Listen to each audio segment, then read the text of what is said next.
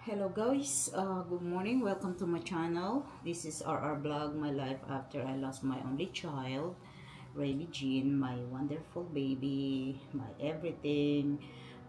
She's my forever 26. Anyway, before I start, I would like to say thank you to everyone, to all my subscribers, to all my followers na kahit papano ay nagtsatsaga silang manood. Anyway, today is Wednesday. In the morning, I'm trying to do something para ma-start ko na naman yung panibagong buhay ko na, another journey na naman sa buhay. Anyway, naalis ko na yung aking task dito sa ano ko. Tapos yung sling ko, hindi ko na masyadong on and off lang ang pagsuot, especially kung lalakad ako, but para ma-straight na, kasi hindi pa straight yung kamay ko. Marami pang process to back to my normal siguro, hopefully. I don't know, so we'll see. So I'm still continuing my PT. So anyway, today I'm trying na mag-move, gumalaw-galaw kung ano yung pwede kong magawa dito sa bahay ng paunti-unti. So anyway, natatambakan na ako ng labahan, kaya kawawa naman yung asawa ko kasi siya yung lahat ng gumagawa ng everything. But at least I was able to take a shower by myself. Hindi na katulad dati na kailangan niya gawin yun. Yung kamay ko, nagbabalat siya. Kasi parang namatay itong skin ko na ito since that thing happened. Iba yung texture niya Ito marami siyang nagbabalat siya kasi anong pala pag namatay yung braso mo. So anyway, ito yung aking surgery. Medyo dry na siya. Kaya lang, look, hindi ko siya kayang straighten, but at least nauunti-unti ko na i-exercise every an hour. So, yun lang. Anyway, maglalaba ako. Kaya lang ito, bubuksan ko pa. Kasi lalagay ako ng baking soda. So, wala pang grip itong kamay ko. Kaya medyo hirap pa ako mag-move. At syempre, unti-unti kumilos. Dahil pag hindi, walang mangyayari sa buhay natin. Ay. Nabangga yung aking kamay. Ito, maglalaba muna para at least nakakalaba ako unti-unti ang buhay. Kailangan maging kumilos dahil kung hindi, paano tayo magsusurvive dito sa Amerika. At saka kailangan tutunin natin lahat kung ano yung pwedeng magawa natin. Ganito talaga kasi wala tayong aasahan dito. Yun nga, mag-ugas ng mga plato. So lahat yun ginagawa pa ng asawa ko. Kasi hindi ko naman magawa ng isang kamay lang. Ito lang muna ang pwede kong i-share sa kanya. Pero at least, eto, makakalaban na ako kahit pa paano. Kailangan hanap ka ng way. Kasi kung hindi, edi mamamaho kami dito. Wala naman kami naasahan dito ng iba. Hindi naman tayo pwede dito kumuha ng tagalaba for a while. So anyway, pag naglalaba ako, nilalagyan ko ng baking soda. Kasi mabaho yung damit. Bango kasi yung baking soda kaya yan ang ginagamit ko. Nagagamit ako niyan. Gumamit kayo niya maganda, lalo na sa mga yung damit. Maano siya, tsaka mabango siya. Yan ang secret para mabango yung inyong labahin. So ito mga color, itong lalabahan natin. Pag siya hawa-hawa, hindi siya yung mga iba-ibang kulay na kailangan i-separate. Ito ang trabaho ni Inday ngayon. Siguro after this, pwede na akong pakiusap sa mga client ko kung pwede ko silang gawin. Pero color lang for now. No haircuts. Hopefully magawa ko na soon. Tatry ko sa iba kong mga kakilala na willing na mag-help sa akin, mag-assist sa akin. Hindi ko pa kaya mag-isa dahil hindi ko siya mamimix yung color ko ng kamay. So, isa lang muna for now.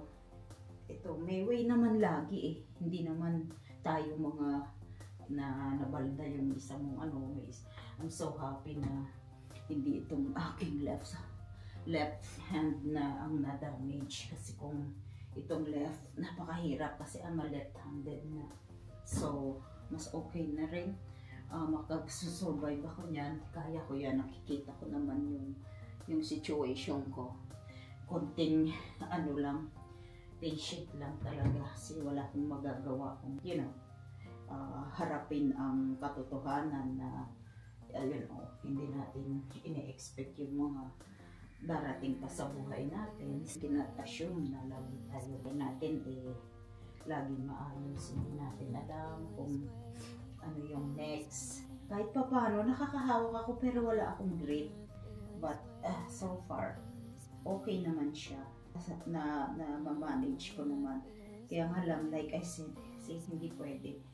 Sasakit talaga yung kamay ko. Lagay ko lang to sa may sa net para hindi siya masira yung mga damit. Sasara natin. Yan. Ganyan talaga. We have to improvise. Nasara ko naman siya. Kaya, tiyaga-tiyaga lang. Itong mga, kailangan mga underwear, lagay natin sa net din para hindi sila na lumuluwag, hindi nasisira yung gamit. Just like that. So, lagi akong naglalagay ng net. Ay, ito pa pala. Well, ito palang aking damit kasi red ito eh. So, lagay ko na rin siya. Isama ko na rin siya dyan. So, para malabahan na rin. Anyway, ito medyo fragile itong ano na to. Ilalagay ko rin siya sa net dahil itong ano ko na to kasi silk ito. Ayan. Yan ang gagawin ko. Habang ginagawa ko to, nag-ano pa ako. Nag-i-edit ako at the same time. So, hello guys. Anyway, evaluation ito ng video ko. Tapos ko lang mag-exercise dito sa arm ko. And now, ang gagawin ko naman, itong aking sciatica. Buti na lang mga YouTube na pwede nating panoodin. Kasi hindi ako makapag-PT sa may sciatica ko kasi I don't think if my friends were gonna pay for that. Sabay-sabay na kasi. So probably, tsaka ang suggestion nila, mag-shot ako ng PT exercise para sa aking sciatica. At least na-imumove ko na ng konti itong kamay ko. Medyo naibababa ko na. Kaya lang, ito lang ang way ko para makapag-exercise dito sa sciatica ko. Kasi hindi ako pwede pang magpuwersa. Kaya kung ano lang yung kaya ko, yun lang ang ginagawa ko. So, but unti-unti ini-stretch ko tong kamay ko dahil itong kamay ko hindi pa siya madiretso. Very tight pa siya. At saka, naninigas siya. Ang hirap niyang kasi masakit. Tinitiis natin. Anyway, ito naman sa sciatica. Pag hindi ko ginawa ng paraan yan, hindi na ako makalakad. Just like what happened to my nanay. So anyway, ito, dapat aabutin ko yung paa ko pero hindi ako pwede magpuwersa dito sa kamay ko. Nagkakaroon siya ng pressure. Ito, dapat aabutin ko yung paa ko pero hindi ako pwede magpuwersa dito sa kamay ko. Nagkakaroon siya ng pressure. But anyway, kakatapos ko lang naman sa kanya mag-stretching. So, medyo flexible na siya ngayon ng konti. Every hour ako nag-exercise para mas mabilis ang recovery ko. Kasi need to go back to my work.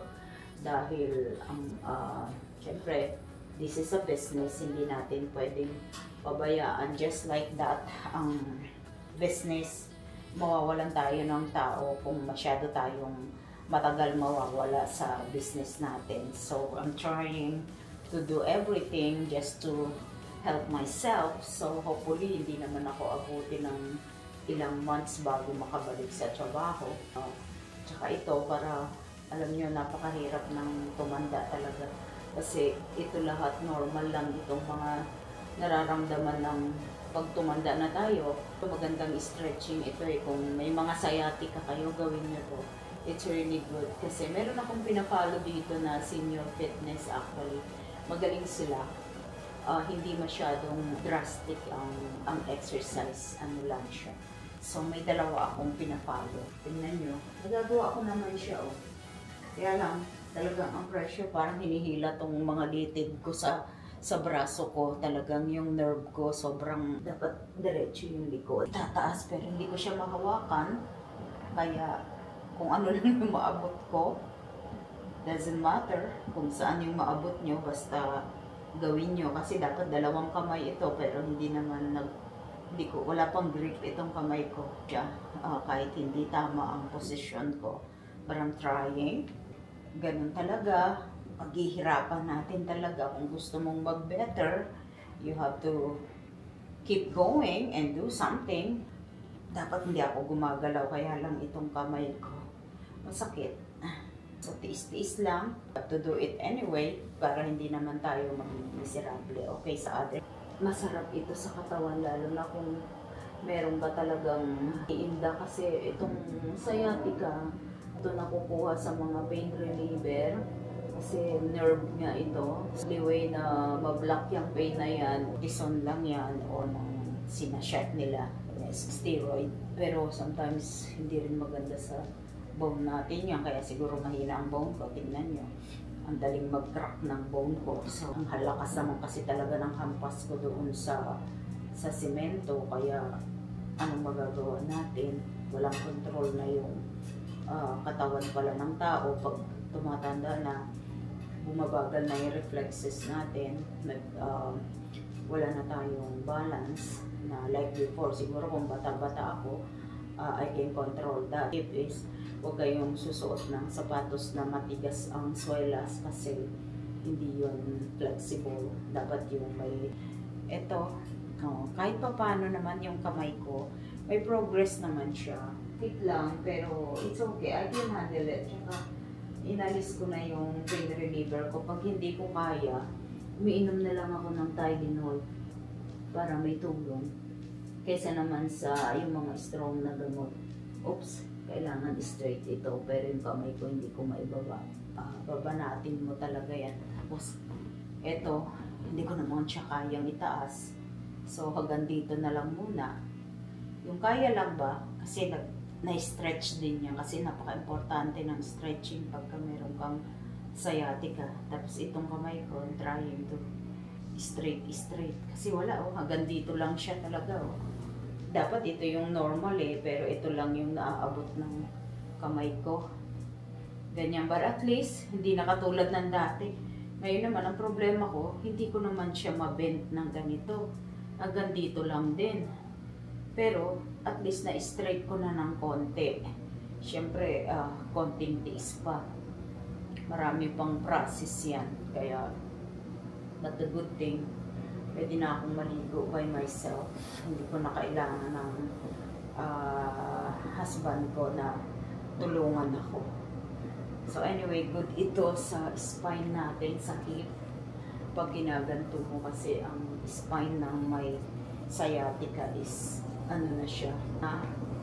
Kaya dapat consistent, kasi ang nangyayari talagang tumatabi na ng gusto. Dapat sa chair ito, kaya lang hindi ko pa kayang mag-chair, baka madulas ako. Kaya dito ako para may stopper. So anyway, ito. Mahirap lang yung muko, kasi ang aking kamay is nagkakaroon ng pressure dahil dito sa pain ko. Ito talaga ang exercise ko. Pero may isa pa akong exercise, mas ano yun, mas maganda sana yung, kaya lang hindi ko pa siya kayang gawin ng isang kamay lang. So, pagtiyagaan ko na lang muna itong ganito. Sakit dito sa may hip ko, sa may butt ko, all the way to my toes ko. Paano yan? Tapos ito, para sa, ano nyo, sa may spine din ito, para ma-stretch siya. Likod mo. I know hindi ako nasa tamang posisyon, kasi hirap pa ako, at saka huwag na akong gayahin because I'm not professional. Pinafollow ko lang yung mga PT para lang matulungan ako. But actually, Alam ko maraming mali kasi walang tulong itong kamay ko. Oh, patay pa siya eh. Ito, dapat i-carry ko yung katawan ko all the way, niliyad ka na gano'n, but hindi ko kaya. So, ini-stretch ko na lang yung itong part na to kasi nag-pinch yan all the way to my finger toes is talagang para kang high voltage dyan sa hirap.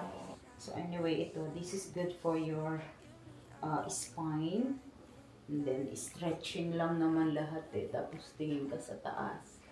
Hindi lang ako pwedeng more exercise on my neck because I have a cervical surgery on my spine. Sabi ng doctor is trying to avoid the neck exercise. So, hindi ko all the way na binibend tong neck ko. Dapat nakikita mo yung sky, yung gano'n, yung ceiling. Ako. So, anyway, contract ko na lang dito sa body ko. So, stretching na ito, but hindi ko naman magawa. Kaya, pasensya na. Ganyan yan dapat eh. Mag-stretching ka na sana, pero hindi ko ka magawa. Anyway, lagyan ko ng lotion yung arm ko kasi very tight siya. Ang daling ma-dry ng skin ko dahil nga dead nga. Dahil nga dun sa cast, matagal na nakabalot. So, anyway, this is our next. We're gonna do a supination. Yung igaganyan mo yung kamay mo. Kaya lang hanggang dito lang ako. I don't know kung anong measurement niya kasi mini-measure yan eh. So, free style muna. Repetition din ito. Kaya ko itong ginagano para makita ko how far yung nakukuha ko. Talagang hindi pa kasi dapat ganito itong left hand ko, pero ako parang ganito pa lang kaliit ang nagagawa ko. Ginagawa ko parehong kamay ko kahit walang diferensya yung isa para alam ko how far ang kaya ko lang. And then they said you have to relax so you can do it. Kasi pag di ka relax, naninigas ka, nasasaktan yung katawan mo, nasasaktan ang neck mo, nasasaktan ang likod mo. Kaya kailangan talagang ang shoulder, ang body is relax. Otherwise, hindi mo nagagawa ng tama at nasasaktan ka pa. So this time, kailangan tulungan para more stretching. So, all the way ko yan. Yan, okay. Probably, yung pain mo is nasa level 2 or 3 lang. You cannot go more than that. Kasi masasaktan mo naman yung sarili mo. Pero andito yung pain niya, nahihila yung aking, may sumasakit dyan sa bone ko, all the way to my elbow. Stiff pa siya, naninigas pa siya. Dahil hindi pa nag-heal ng gusto inside. May konti pang swelling itong aking elbow. But, so, at saka, I wanna get better. Dahil, ayoko naman tatanda ako uneven yung aking katawan. So, actually, pag uneven ang katawan mo, kakaroon ka nag-worsen yung spinal mo kasi, and spine mo kasi, hindi na diretso. Kailangan lagi natin inaayos yung posture natin. Otherwise, nagagrabe yung spine problem natin kasi uneven siya. So, very important na i-diretso natin ang ating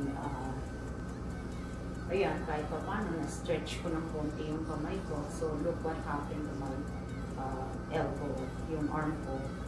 Kailangan itaas ko, but hanggang dito lang ang kaya ko. Dapat naabot ko itong face ko or more. Yung normal yun. But ito, hanggang dito pa lang. Kaya hindi ko maabot yung hair ko. Hindi ko siya maayos.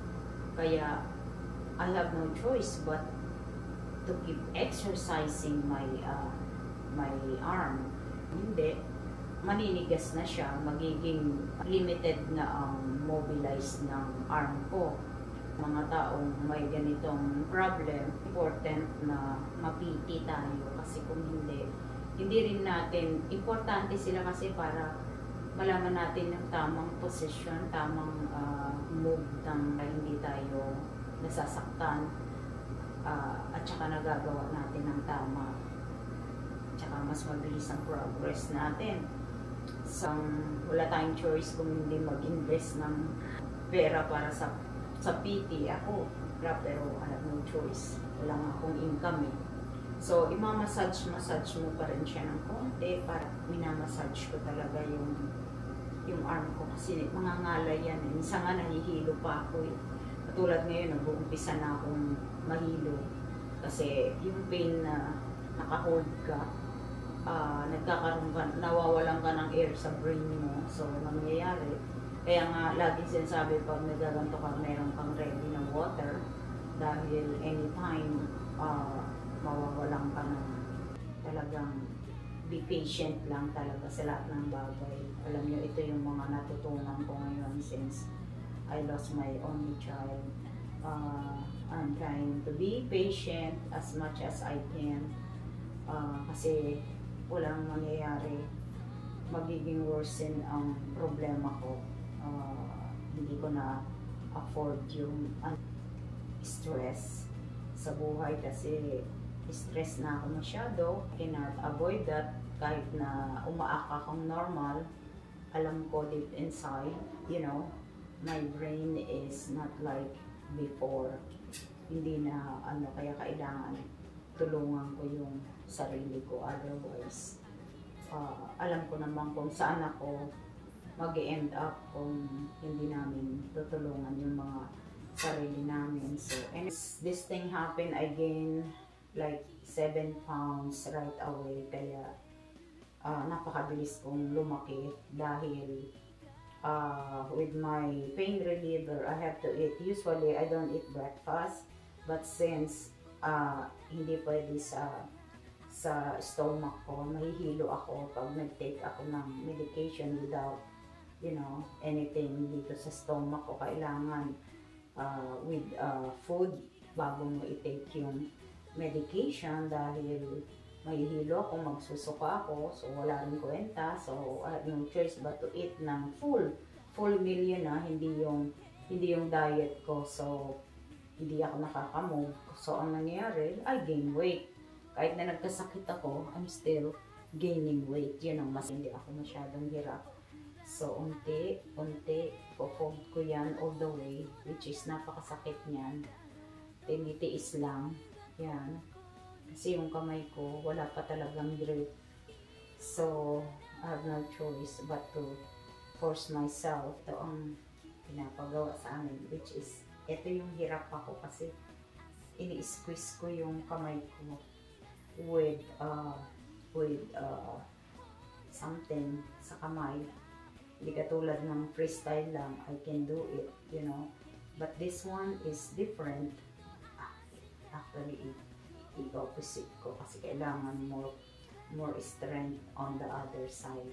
Okay, this one, you know. So, babalik. Para kang naglalaba, nagpipiga. And ang itsura ko pagka nagpipiti ako. Kasi ayoko naman mag-video doon sa may PT ko dahil may mga ibang tao doon. Siyempre, they wanna have their, keep their privacy. So, hindi ko siya mag-video doon. Hindi ko ma-vlog. So, dito na lang, at least ako lang mag-isa. Ito. Dapat to, nakahiga ako. Pero okay lang. Kaya ko naman ng pag ganito. So, itataas ko siya all the way. Natataas ko wala akong problema sa shoulder ko, but my elbow is stiff pa talaga, hindi siya. Pero dati wala akong magawa dito, hindi ko talaga siya magalaw. But at least I have a lot of progress kasi I am trying to help myself. Kasi kung hindi mo tulungan ang sarili mo, sino ang kawawa? Ako rin naman. So, talagang I am trying to do everything I could just to help myself, you know. Hindi ito madali, but exercise ko every hour. After, you know, after this, I'm gonna wait another hour and then I'm gonna, you know, stretch again. Ayan. Malaki ang progress ko, honestly. Nakikita ko yung mga kasabay ko doon. Hindi ko sila katulad na very consistent. Nakikita ko yung hirap talaga. Kasi pahirap naman talaga. So, ito, pupush ko all the way doon. Ayan. Tapos, stop for a while. And then, para magkaroon ako ng grip. Ayan. Hinihila ko para yung kamay ko ma-stretch siya ng gusto. Kasi kung hindi, wala. Hindi na maaayos tong katawan ko. So, ayan. Ayan siya. Pero almost done na ako kasi nahihilo na ako. Iinom muna ako ng tubig. Kasi pag nasasaktan ka sometimes, na ano yung isak mo, i-end up parang kang nahihilo. Pero actually, kasi hinuhold mo yung breath mo. Okay. Hindi bumibilis na yung gawa ko kasi gusto ko na matapos agad. Pero it's not good. Nandadaya ako. Okay? Hindi ko alam kung how many repetition na yun. But anyway, I have to take some rest so I can drink my water. Okay?